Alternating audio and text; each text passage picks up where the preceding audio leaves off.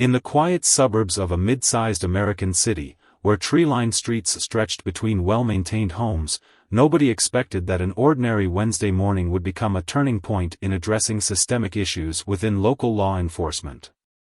The spring air carried the sweet scent of blooming cherry blossoms as Deputy Chief Richardson prepared for what he thought would be a routine drive to headquarters. With 27 years of distinguished service under his belt, Richardson had earned his position through dedication, integrity, and an unwavering commitment to community policing. As one of the highest-ranking African American officers in the department, he had worked tirelessly to build bridges between law enforcement and the diverse communities they served. That morning, Richardson chose to drive his personal vehicle, a well-maintained but modest sedan that reflected his practical nature. He was dressed in casual clothes, planning to change into his uniform at the station before a community outreach meeting he had organized. The meeting was meant to address concerns about recent tensions between police and local youth, and Richardson had spent weeks preparing for it. As he drove through a residential area, he noticed a patrol car following closely behind him. Initially, he thought nothing of it. After all, this was a normal sight in his line of work. However, the patrol car's lights suddenly flashed to life, accompanied by the sharp wail of a siren. Richardson, well versed in proper procedure, carefully pulled over to the side of the road. Officer Conway, new to the force and recently transferred from a rural precinct, approached Richardson's vehicle with his hand resting on his holster, a detail that didn't escape Richardson's trained eye. Through his rearview mirror, Richardson observed Conway's tense posture and immediately recognized the signs of an officer operating on preconceptions rather than protocol. "License and registration," Conway demanded, his tone sharp and authoritative, without offering any explanation for the stop. Richardson, maintaining his composure, reached slowly for his credentials, including his police identification. "I'm Deputy Chief Richardson," he stated calmly, "badge number 1147. Conway's response would later become a defining moment in both their careers. Instead of acknowledging his superior officer, Conway's face hardened with suspicion. "Step out of the vehicle," he ordered, his voice carrying an edge that suggested he didn't believe Richardson's identification was genuine. Richardson, drawing upon years of experience in defusing tense situations, complied while carefully narrating his movements. "I'm going to step out slowly," he announced, his voice steady and professional. "My credentials are genuine, Officer Conway. You can verify them with dispatch." What happened next would be captured by both Conway's body camera and several witnesses' cell phones. Despite Richardson's calm demeanor and clear identification, Conway proceeded to handcuff him, claiming the ID looked suspicious. Even as Richardson maintained his composure, neighborhood residents began to gather, many recording the incident with expressions of disbelief and concern. One witness, a retired schoolteacher who had attended several of Richardson's community outreach programs, immediately recognized him and began broadcasting the incident live on social media. "This is our deputy chief," she called out, her voice trembling with a mix of anger and anxiety. "Everyone in the community knows him." Throughout the ordeal, Richardson remained professional, even as Conway radioed for backup, describing a situation with a suspicious individual claiming to be law enforcement. The irony of the situation wasn't lost on the growing crowd of onlookers, who watched as one of their most respected community leaders was being treated like a criminal. Minutes that felt like hours ticked by as Richardson stood handcuffed beside his car, still maintaining his dignity while Conway ran his credentials, something that should have been done immediately. The gathering crowd's murmurs grew louder, their phones capturing every moment of this alarming display of prejudice in action. As backup arrived, the situation took an unexpected turn. The responding officer was Lieutenant Chen, who had worked directly under Richardson for the past 5 years. Her arrival marked the beginning of Conway's realization of the gravity of his mistake. The look of shock on Conway's face when Chen immediately addressed Richardson as "Chief" would later become a powerful image in the ongoing discussion about racial profiling in law enforcement. This incident, which would soon capture national attention, wasn't just about one officer's mistake, it would become a catalyst for departmental change and a broader conversation about the persistent issues of racial profiling in law enforcement. As Richardson stood there, still in handcuffs while Chen demanded their immediate removal, he was already thinking about how to turn this humiliating experience into an opportunity for positive change. The next few hours unfolded like a whirlwind at police headquarters. News of the incident spread through the department like wildfire, and by noon, the chief of police had called an emergency meeting with all senior staff. The video of Deputy Chief Richardson's wrongful arrest was already circulating on social media, gaining thousands of views by the minute. In the conference room, tension hung heavy in the air as Richardson sat at the table, now in his full uniform, his composure unwavering despite the morning's events. The chief of police, Thompson, a veteran of 30 years who had personally mentored Richardson, looked years older as he reviewed the body camera footage for the third time. "This is exactly what we've been working to prevent," Richardson spoke, breaking the uncomfortable silence. His voice carried no anger, only determination. "What happened to me this morning happens to citizens in our community every day. The difference is, I wear a badge. I know the system. I know my rights. Many others don't have that advantage." The department's internal affairs representative sat forward, her notebook already filled with preliminary notes. "Officer Conway's body camera footage shows clear violations of at least 7 departmental procedures," she stated, her pen tapping against the paper. "Not to mention the complete disregard for proper identification protocols." Outside the building, news vans had begun to gather. The retired teacher's live stream had gone viral, picked up by major news networks. The comment sections were flooding with similar stories from across the country, turning this incident into a national conversation about police reform and accountability. Meanwhile, Officer Conway sat in a separate room, pale and shaken, as he wrote his incident report under supervision. The gravity of his actions was finally sinking in. His superior officers had already collected his badge and weapon, standard procedure during an internal investigation. What made this case particularly significant was Richardson's unique position to effect change from within. As he sat in that conference room, he wasn't just thinking about disciplinary actions or public relations damage control. He was formulating a plan to use this incident as a catalyst for meaningful reform. "We have 2 choices," Richardson addressed the room. "We can treat this as an isolated incident, discipline one officer, and move on. Or we can acknowledge that this is a symptom of a deeper problem and take real steps to address it." He pulled out a folder, the same one he had prepared for his community outreach meeting that never happened that morning. Inside were detailed proposals for enhanced training programs, community engagement initiatives, and accountability measures that he had been developing for months. "This isn't about punishment," he continued. "It's about transformation.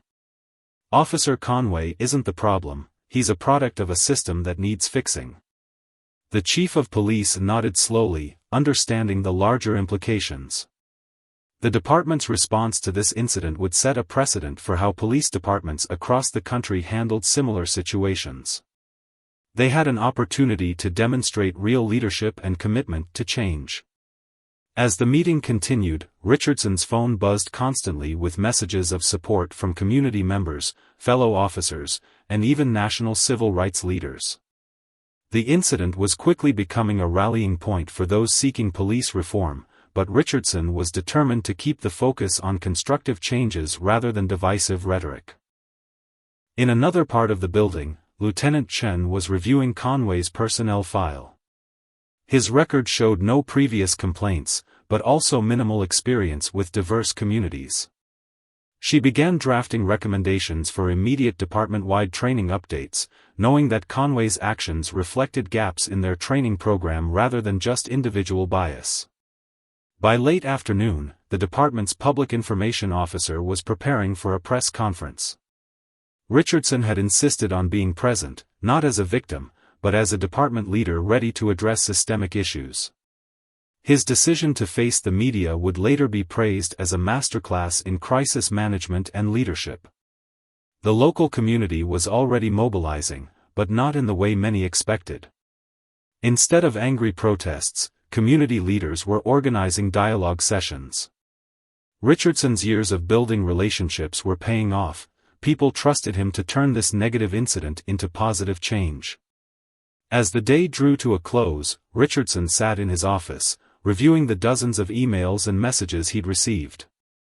One, in particular, caught his attention: a heartfelt apology from Conway, sent through official channels. The young officer requested a meeting, not to plead for his job, but to understand how to be part of the solution. The incident had shaken the department to its core, but it had also created an unprecedented opportunity for change. Richardson knew that the real work was just beginning. The next few weeks would be crucial in transforming this moment of crisis into a movement for lasting reform. Looking out his office window at the setting sun, Richardson thought about all the young officers in their department, about the community they served, and about the future of policing. Tomorrow would bring new challenges: media interviews, community meetings, and difficult conversations about race and law enforcement. But for now, he focused on finalizing his proposal for departmental reforms, knowing that real change would require both patience and persistence. The following days saw an unprecedented wave of community response that nobody could have predicted. The local community center, where Richardson had spent countless hours building relationships, became the epicenter of a movement that would reshape police-community relations in ways both small and profound. 3 days after the incident, the community center's main hall was packed beyond capacity. People from all walks of life, business owners, teachers, religious leaders, and residents, gathered for what was supposed to be a town hall meeting but felt more like a family coming together in crisis. The air conditioning struggled to keep up with the crowd's warmth, but nobody seemed to mind the discomfort. Richardson stood at the podium, his uniform crisp as ever, facing hundreds of familiar faces. "What happened to me isn't unique," he began, his voice carrying to the back of the room. "What is unique is our opportunity to respond. Not with anger, though we have every right to be angry. Not with division, though it would be easy to divide. But with unity and purpose." In the front row sat Officer Conway, out of uniform but present at Richardson's personal invitation. The young officer's presence had raised eyebrows and sparked whispers, but Richardson had been adamant about his inclusion. "Change doesn't happen in echo chambers," he had told his staff. "It happens when we're brave enough to face uncomfortable truths together." As Richardson outlined his comprehensive reform proposal, the crowd's energy shifted from tension to focused determination.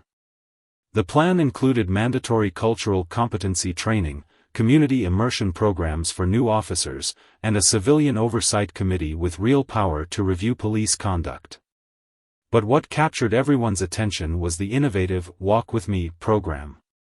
The initiative would pair officers with community members for regular walking tours of their beats, creating organic opportunities for relationship building. "We can't serve a community we don't know," Richardson explained. "And you can't trust officers you've never met as people." During the question and answer session, a local high school student stood up. Her voice trembled slightly as she addressed the room. "My younger brother wants to be a police officer," she said. "But after seeing what happened to Deputy Chief Richardson, I'm scared for him. How can we be sure things will actually change?" The room fell silent. Richardson stepped away from the podium, making direct eye contact with the student. "Change isn't just about new policies," he responded. "It's about creating a new culture. Your brother shouldn't have to choose between his dream of serving and his identity. That's why we're not just changing rules, we're changing hearts and minds." In the back of the room, the retired teacher who had live-streamed the incident was recording again, but this time she was capturing something different: hope in action. Her social media followers watched in real time as former adversaries became partners in reform. The meeting took an unexpected turn when Officer Conway asked to speak. Richardson nodded his approval, and the young officer stood, facing the community he had sworn to protect. His hands were shaking, but his voice was clear. "I came to law enforcement because I wanted to help people," Conway began. "But I realized I was carrying biases I didn't even know I had. What I did was wrong, and I'm here because I want to be part of the solution." His honesty was met with a mixture of surprise and respect. It wasn't easy to admit mistakes in front of the same people who had watched his error go viral. The community center's director, a longtime advocate for police reform, stood up next. "We've been asking for changes for years," she said. "But this time feels different. This time, we have a leader who's lived both sides of this story. Deputy Chief Richardson isn't just talking about change, he's showing us how to make it happen." As the meeting progressed, practical solutions emerged from unlikely alliances. A local business owner offered to sponsor community police breakfast meetings. A tech entrepreneur proposed developing an app to facilitate better communication between officers and residents. The high school principal suggested incorporating police community workshops into the school's civic education program. Richardson watched as people who had entered the room as strangers exchanged contact information and made plans to work together. This was more than just community engagement, it was the beginning of a genuine partnership. The evening concluded with the formation of working groups, each focused on a specific aspect of the reform plan. Officer Conway joined the Training Reform Committee, while the retired teacher who had recorded the incident became part of the Civilian Oversight Board. As people filed out of the community center that evening, the atmosphere was different from the tension-filled days following the incident. There was a sense of purpose, of momentum. Richardson stood at the door, shaking hands and speaking briefly with each person who left. The local news crew, who had been filming the entire meeting, approached Richardson for a final comment. "This isn't the end of our story," he told them, gesturing to the diverse group of people still engaged in discussion behind him. "This is just the beginning of a new chapter in our community's history." Later that night, as Richardson sat in his home office reviewing the notes from the meeting, his phone buzzed with a message. It was a photo from the retired teacher, a snapshot from the community center showing Conway and a teenage boy from the neighborhood deep in conversation, both smiling. The caption read, "This is what change looks like." 2 months after the incident, the police department's training room looked nothing like its former self. Gone were the rigid rows of chairs facing a podium.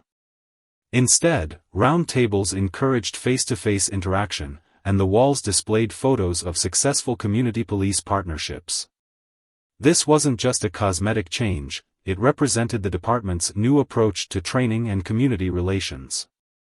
Deputy Chief Richardson stood at the center of the room, watching as officers and community members engaged in an intensive cultural competency workshop. The Walk With Me program had evolved beyond its initial concept, becoming a cornerstone of the department's new training protocol. Officer Conway, who had become an unexpected advocate for change, was leading one of the discussion groups. His personal story of transformation had become a powerful teaching tool. "I used to think good policing was about authority," he explained to a group of new recruits. "Now I understand it's about building trust and understanding."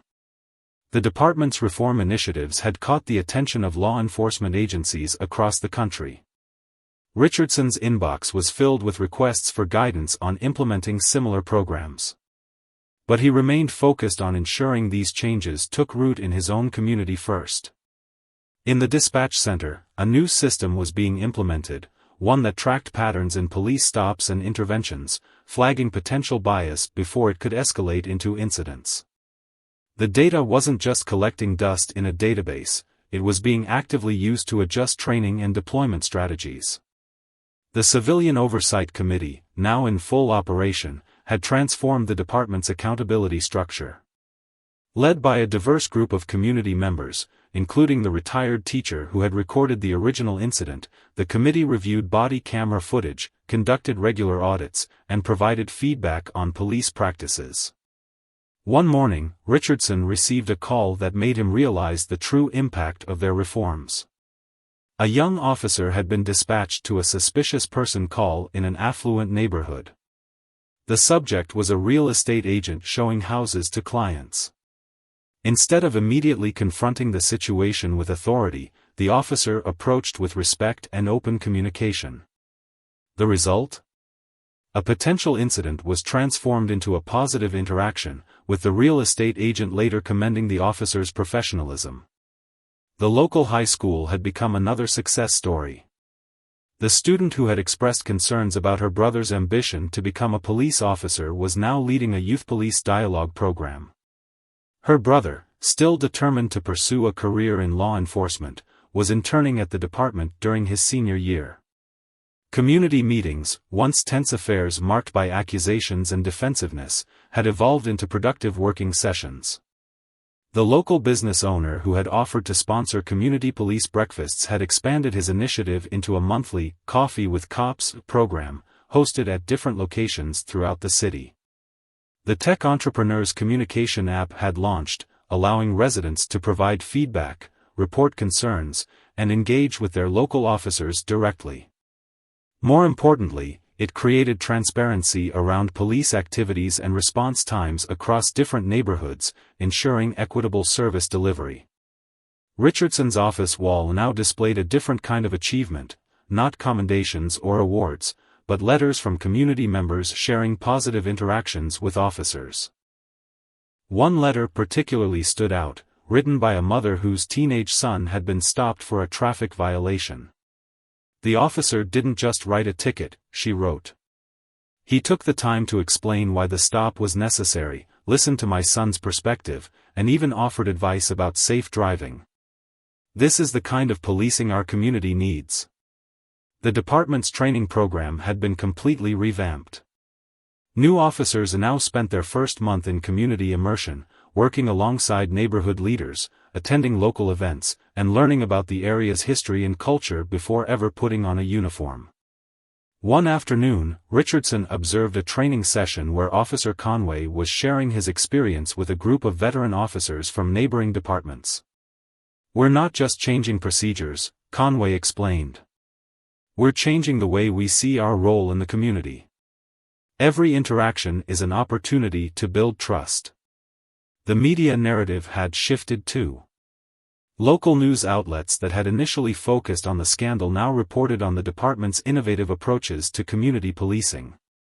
A documentary crew had begun following the implementation of the reforms, capturing the day-to-day reality of building trust between police and community.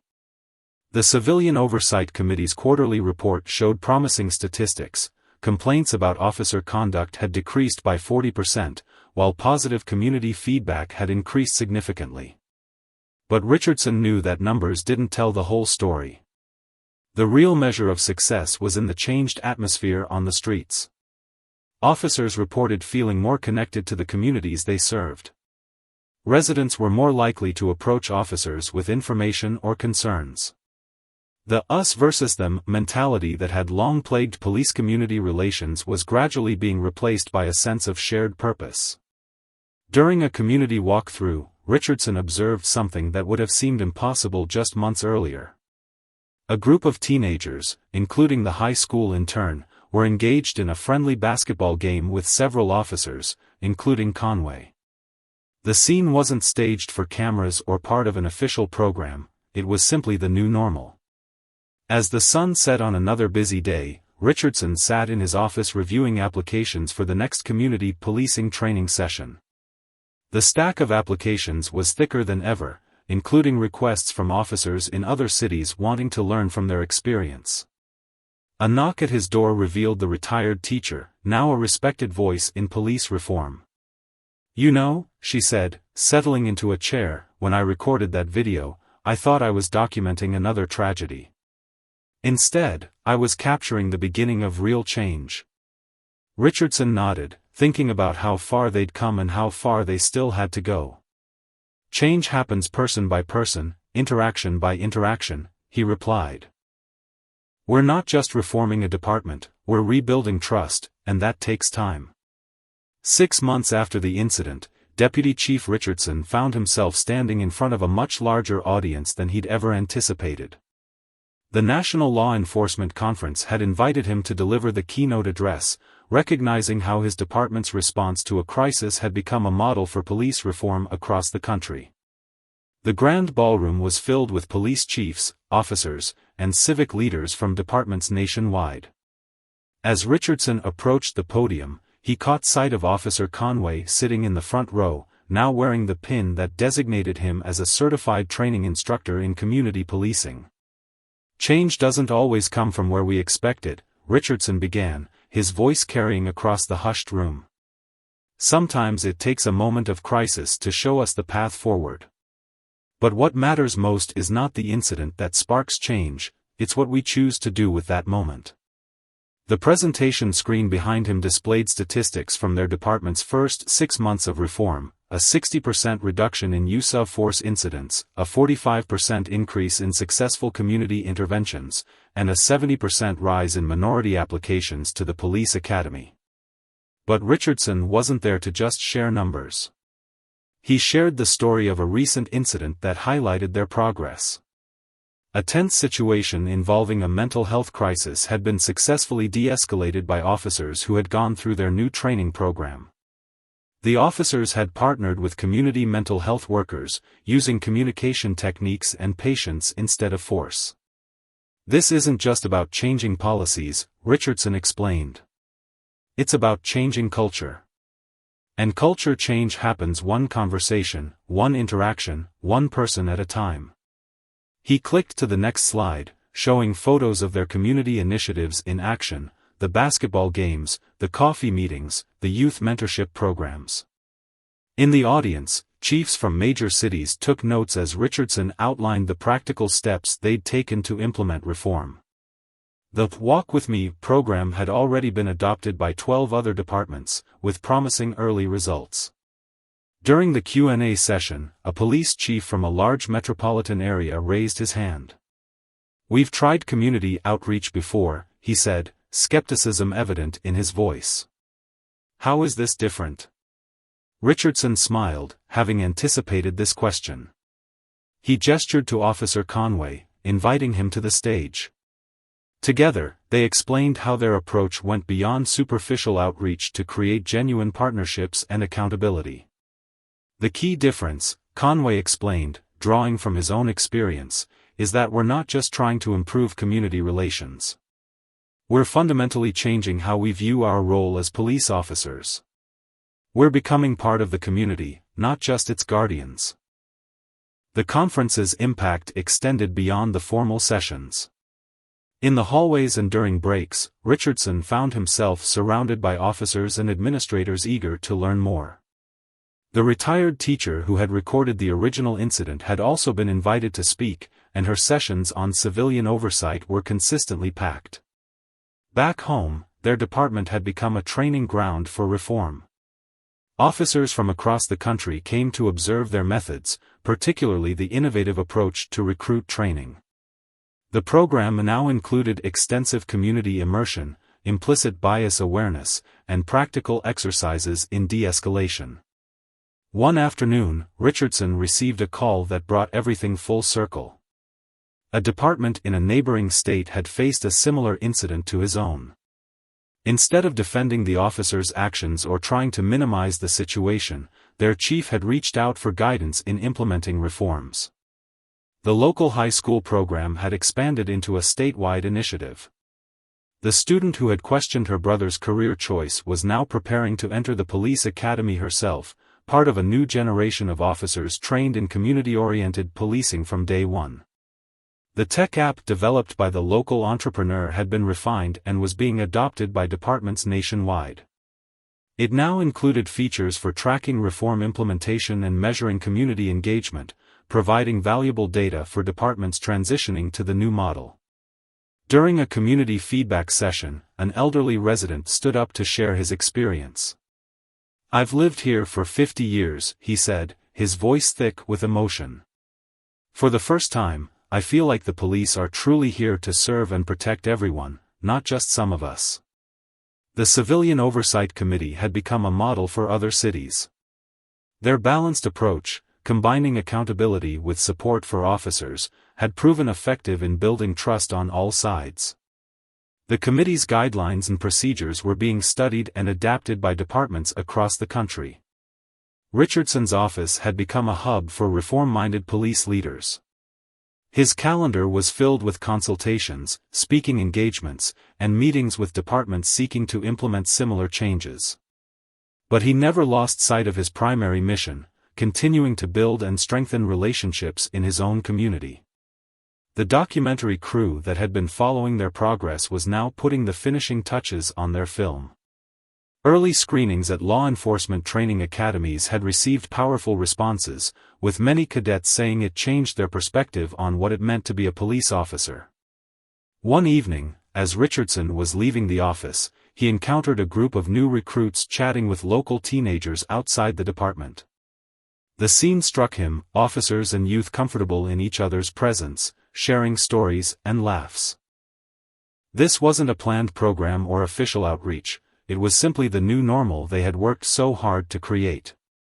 Later that night, reviewing the latest batch of reform implementation reports from other departments, Richardson reflected on how far they'd come.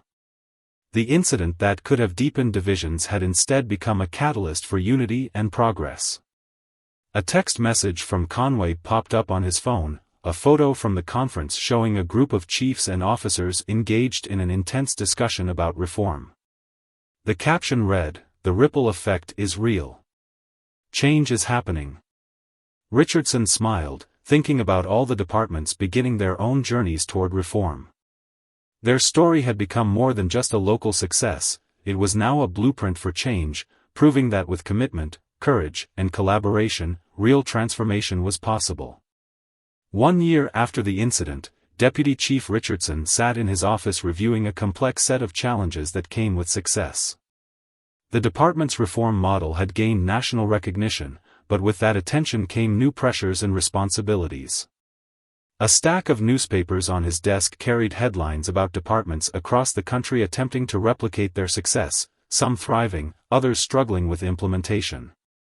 The morning began with a video conference call connecting police leaders from 20 different cities. Richardson noticed the familiar face of Officer Conway among the participants. He was now regularly invited to share his perspective with other departments.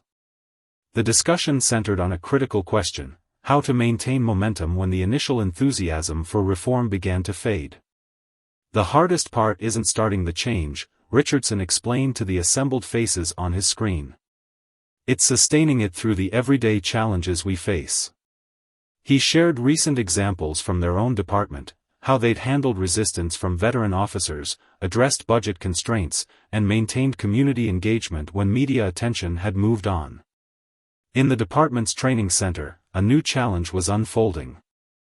The success of their program had brought an influx of recruits from across the state, each hoping to be part of this new approach to policing. The retired teacher, now a permanent member of the training staff, worked alongside Conway to ensure that rapid growth didn't compromise the quality of their training. "We can't mass-produce change," she often reminded them. "Each officer needs to understand the why behind what we're doing, not just the how." This philosophy had become central to their approach, even as they worked to scale their training programs. The community center that had hosted their first reform meeting was now a hub of continuous activity. Weekly sessions brought together officers, residents, and community leaders to address emerging issues before they could become crises. During one such meeting, a heated discussion arose about a recent incident in a neighboring city. "That could have been us," a community member pointed out, referring to the incident. "What's stopping us from sliding backward?" The question hung in the air, demanding an honest response. Richardson stood up, taking a moment to gather his thoughts. "What's stopping us is everyone in this room," he replied. "We've built something bigger than any one person or program. We've built relationships and trust. But we have to keep earning that trust every single day." The department's data analytics team had identified new patterns that required attention. While overall incidents of bias had decreased dramatically, subtle disparities still existed in certain types of interactions. Rather than hiding these findings, Richardson insisted on complete transparency, using the data to drive further improvements. The youth program, now in its second year, faced its own growing pains. The original student who had questioned her brother's career choice was now helping to expand the program to other schools, but resources were stretched thin. Creative solutions emerged from unexpected places. Local businesses offered internships, retired officers volunteered as mentors, and community organizations provided additional support. One morning, Richardson received an urgent call from a department in a major city facing a crisis similar to their original incident. Their chief was struggling with public outcry and internal resistance to change. Richardson spent hours on the phone, sharing not just their successes but also their failures and lessons learned. Remember, he advised, reform isn't about perfect solutions, it's about consistent progress and honest dialogue. The tech app that had started as a local initiative was evolving to meet new challenges. The development team, working closely with officers and community members, added features to help departments track their reform progress and identify areas needing attention. The app now included anonymous feedback channels for both officers and residents, creating a real-time pulse of community police relations. During a ride-along program, Richardson observed a scene that demonstrated both their progress and continuing challenges. A new officer, trained under their reformed system, handled a tense situation with remarkable skill and empathy. However, the incident revealed gaps in their support services for homeless individuals, highlighting the need for broader community resources beyond policing. The Civilian Oversight Committee faced its first major test when reviewing a controversial use of force incident. The process they had built proved robust. Transparent investigation, community input, and fair evaluation led to constructive recommendations rather than divisive accusations. Conway, now leading training sessions for other departments, shared his own ongoing journey. "I'm still learning," he told a group of officers. "Every day shows me something new about my own biases and assumptions. The key is to stay humble and keep growing." The documentary about their reforms had premiered at a national law enforcement conference, sparking intense discussions about the future of policing. In one powerful scene, the high school student who had questioned her brother's career choice was shown graduating from the police academy, representing a new generation of officers trained with a community-first mindset. Late one evening, Richardson found himself back in the spot where he had been wrongfully arrested a year ago. The street looked the same, but everything else had changed. A passing patrol car slowed, and the officer, one of their new recruits, rolled down his window to chat with residents sitting on their porch. The next morning's command staff meeting focused on new initiatives. The department was piloting a program to embed social workers with patrol units, expanding mental health response capabilities, and developing advanced de-escalation training. Each step forward revealed new challenges, but also new opportunities for improvement. A national news crew arrived to do a follow-up story on their reforms. Instead of focusing on the initial incident, they found themselves documenting dozens of small but significant changes in how the department operated. Officers knew residents by name, community members freely approached police with concerns, and young people saw law enforcement as a potential career rather than a threat. As Richardson prepared for another day of meetings and challenges, he received an email from a police chief in a small town across the country. "We're just starting our reform journey," the chief wrote. "Your department's story gives us hope that real change is possible." Looking at the photo wall in his office, now filled with images of community events, graduation ceremonies, and daily interactions between officers and residents, Richardson reflected on their journey. Each picture told a story of progress, but also reminded him of the work still ahead. 18 months after the initial incident, the department faced its biggest test yet. A major protest was planned in response to a controversial incident in another state. The event would draw thousands of demonstrators from across the region, presenting the first real challenge to their reformed approach to crowd management and community relations. Deputy Chief Richardson stood in the command center, surrounded by screens showing live feeds from around the city. The atmosphere was tense but focused. This wasn't just about maintaining order, it was about demonstrating that their new approach to policing could work even under pressure. "Today, we show what reform really means," Richardson addressed the assembled officers during the morning briefing. "Our response will either validate everything we've built or undermine it. Remember your training. Remember why we changed."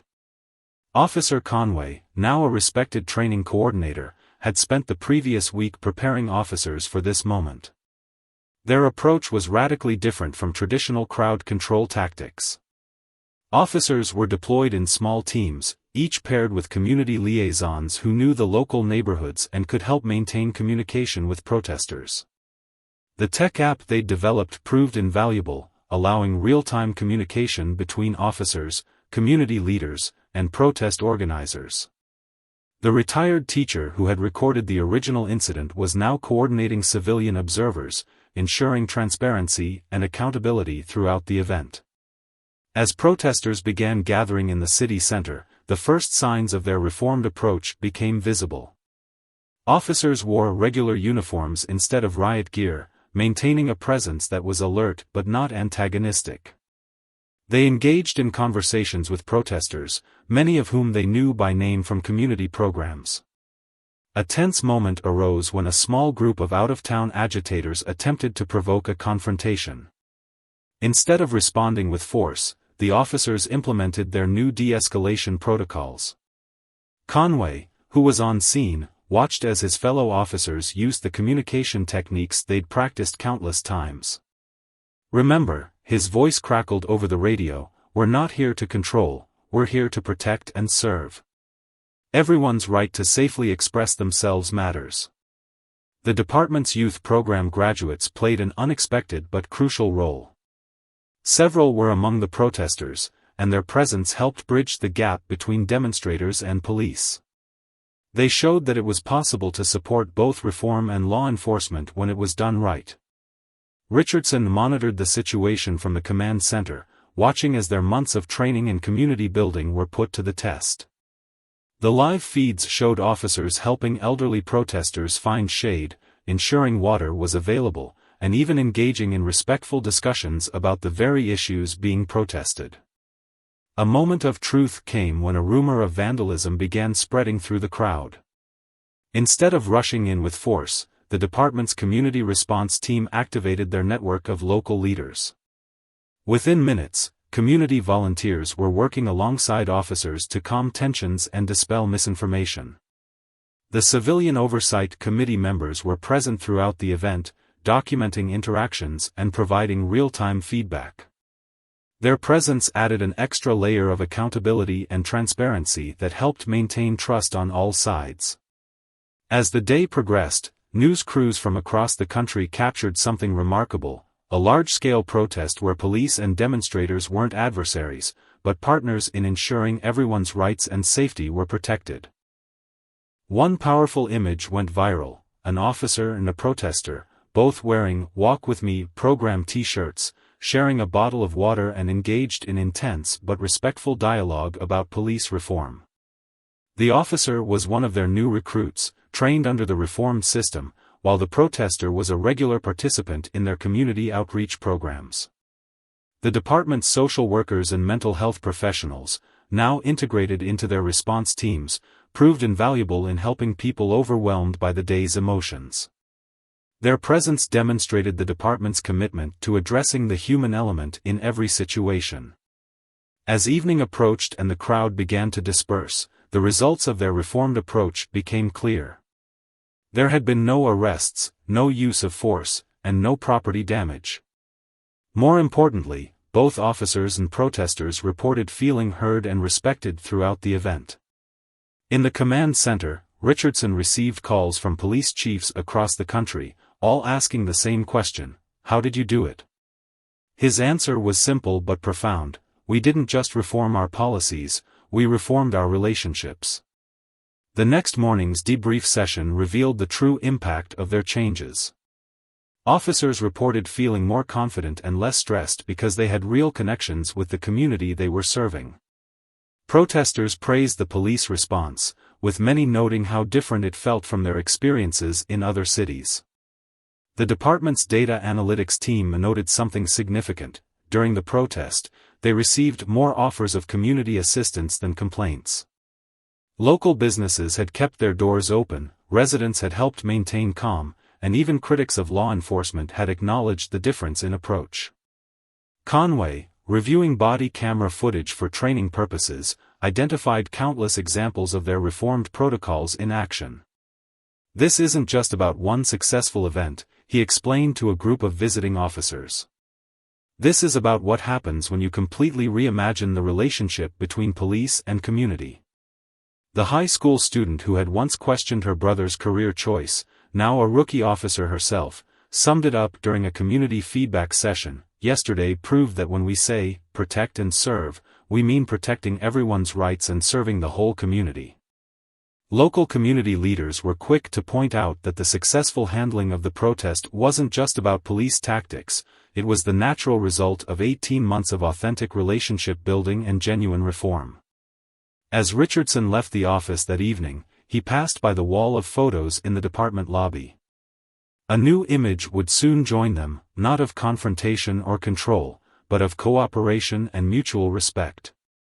It was proof that their reforms weren't just theoretical, they worked in the real world, under real pressure. The next morning's command staff meeting had a different tone. They weren't just discussing what had gone right during the protest, they were already looking ahead, identifying new ways to strengthen their community bonds and improve their response capabilities. A text message from the retired teacher who had recorded the original incident summed up the transformation, from a crisis that could have torn us apart to a moment that brought us together. This is what justice looks like. 2 years after the incident that sparked a movement, Deputy Chief Richardson stood at his office window, watching a scene that would have seemed impossible just a few years ago. A community basketball tournament was in full swing in the department's parking lot, transformed into a makeshift court. Officers and residents played together while families cheered from the sidelines. The aroma of grilled food filled the air as local restaurants provided refreshments. The event wasn't a carefully orchestrated public relations effort, it was simply another Saturday in a community where police and residents had become genuine partners in creating a safer, more unified city. The transformation hadn't been easy, but its results were undeniable. Inside the department, the walls told the story of their journey. A timeline display showed key moments: the initial incident, the first community meeting, the implementation of reforms, and countless small victories along the way. But more telling were the recent additions, photos of everyday interactions that showed how extraordinary changes had become ordinary reality. Officer Conway, now promoted to sergeant, was leading a training session for visiting officers from across the country. 2 years ago, I was the problem, he told them, his voice carrying the weight of experience. Today, I'm part of the solution. But the real change isn't in any one person, it's in how we've redefined what it means to serve and protect. The department's statistics painted a compelling picture. Use of force incidents had decreased by 80% over 2 years. Community tip participation had increased by 200%. The police academy was receiving record numbers of applications, particularly from minority communities. But the most significant changes couldn't be captured in numbers. Richardson's phone buzzed with a message from the retired teacher. She was sharing a video from another city where their reform model had been implemented successfully. The ripple effect of their changes had spread far beyond their jurisdiction, influencing departments across the nation. In the community center, a unique ceremony was taking place. The first graduates of their expanded Youth Police Academy were receiving their certificates. Among them was the younger brother of the student who had once questioned police career choices. Now, he was part of a new generation of officers who had never known policing any other way. The tech app they developed had evolved into a national platform for police community engagement. Departments across the country were using it to track their reform progress, maintain transparency, and build trust with their communities. The local entrepreneur who had created it was now running a nonprofit dedicated to supporting police reform initiatives. During a meeting with the Civilian Oversight Committee, Richardson reviewed a situation that highlighted how far they'd come. A potential crisis had been averted the previous week, not through force or authority, but through relationships and trust. An armed individual in distress had surrendered peacefully after a community leader and a police officer, working together, spent hours talking with him. 2 years ago, that situation would have ended very differently, the committee chair noted. Today, we have a template for how to handle crisis situations while preserving both safety and dignity. The department's training center had become a national model. Police executives from major cities regularly visited to observe their methods. What struck most visitors wasn't the sophisticated technology or updated policies, it was the natural way officers and community members interacted, the absence of tension that had once seemed inevitable. Conway's original body camera footage from the incident was now used in training sessions nationwide, but not just to show what went wrong. It was paired with recent footage showing the same officer successfully implementing reformed practices, a powerful before and after testament to the possibility of change. The documentary about their journey had sparked similar initiatives across the country. Richardson regularly received messages from other departments sharing their own success stories, each one adding to the growing evidence that meaningful police reform was possible. One afternoon, Richardson visited the spot where he had been wrongfully arrested 2 years ago. A community garden now bloomed there, maintained jointly by residents and officers. A small plaque marked the spot, not to commemorate the incident, but to celebrate the transformation it had inspired. The high school student who had questioned her brother's career choice was now a field training officer, helping to shape the next generation of police officers.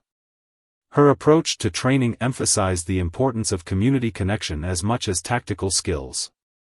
During a National Police Chiefs Conference, Richardson shared their latest initiative, a comprehensive mental health response program that had reduced arrests while increasing successful interventions.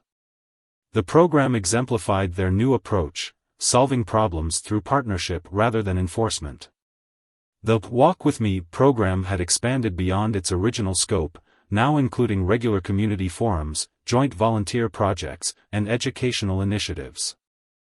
It wasn't just about walking together anymore, it was about building a shared vision for community safety. As Richardson prepared for his upcoming retirement, he focused on ensuring the changes they'd made would outlast any individual leader. The department's culture had been transformed at its core, with new officers naturally embracing community-oriented policing as the only way to serve. During his final command staff meeting, Richardson looked around the room at faces that reflected the diversity of their community. Each person there had contributed to their success, but more importantly, each one was committed to continuing the journey. The local news team that had covered the original incident returned for a special report on the department's transformation. They found a completely different organization, one where transparency was the norm, where officers were part of the community fabric, and where mutual respect had replaced mutual suspicion. In his last week as deputy chief, Richardson received a letter from a young officer in another state. "Your department's story gave me hope," the officer wrote. "It showed me that change is possible, that we can be both good police officers and good neighbors." As the sun set on his final day, Richardson walked through the department one last time. The building was the same, but everything else had changed. Officers greeted community members by name as they came in for various programs. The walls displayed artwork from local schools alongside police badges. Even the air felt different, less tense, more welcoming. Outside, a new generation of officers and community members were already building on the foundation they'd created, finding new ways to strengthen their bonds and serve their community. The incident that had sparked their journey was now just one chapter in a much larger story, a story of how crisis became opportunity, how division became unity, and how a moment of injustice led to lasting change. The transformation wasn't just about policies or procedures, it was about people choosing to see each other differently, to work together differently, to build something new. As Richardson drove home for the last time as deputy chief, he knew that the real legacy of their work wasn't in the changes they'd made, but in the changes yet to come.